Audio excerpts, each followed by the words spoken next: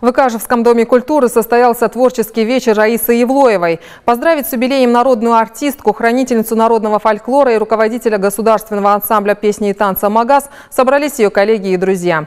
Ее имя известно не только в республике, но и далеко за ее пределами. Подробнее в следующем материале.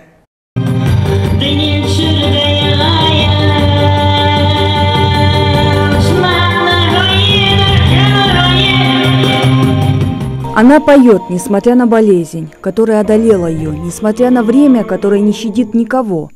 Поет от души. Рая Евлоева – это эпоха, полная чистой ингушской музыки, танца и всего того, что в себе воплощает образ этой сильной женщины.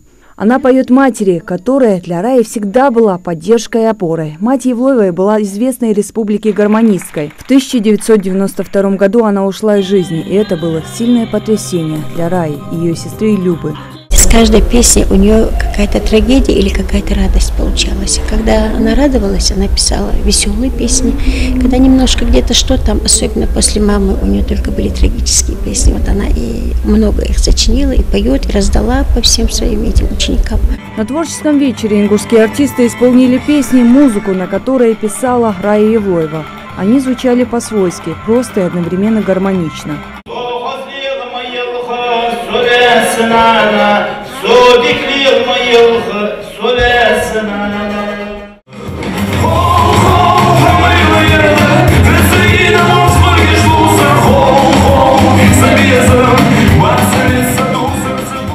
Композитор, непревзойденный виртуоз игры на национальной гармонике. Ее песни – целая эпоха в жизни ингушского народа.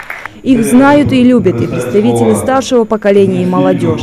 Но при этом Раиса Евлоева – это еще человек с большой буквы, о которой можно говорить бесконечно долго и много. Отмечали это и многие собравшиеся на творческом вечере. Артисты, актеры, музыканты, музееведы, историки, школьники и обычные жители. На сцене же выступали танцоры, которых воспитала Раиса Евлоева, певцы, для которых писала песни. Вы не только украшение нашей культуры. Вы уже, можно сказать,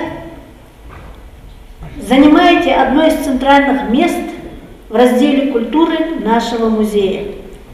Потому что культура советского периода и постсоветского периода Российской Федерации, нашей республики, неизменно и постоянно связана с вашим именем.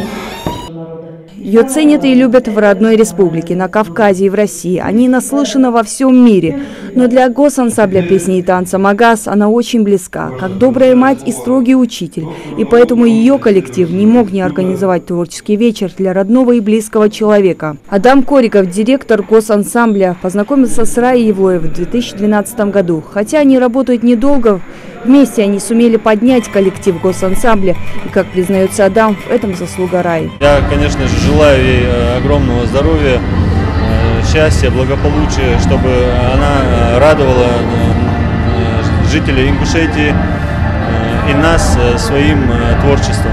После творческого вечера мы побеседовали с Раисой Ахмедовной о творчестве, о жизни и о планах на будущее. Безумно надо любить, наверное, свой народ. Безумно надо любить, наверное, все, что ты делаешь.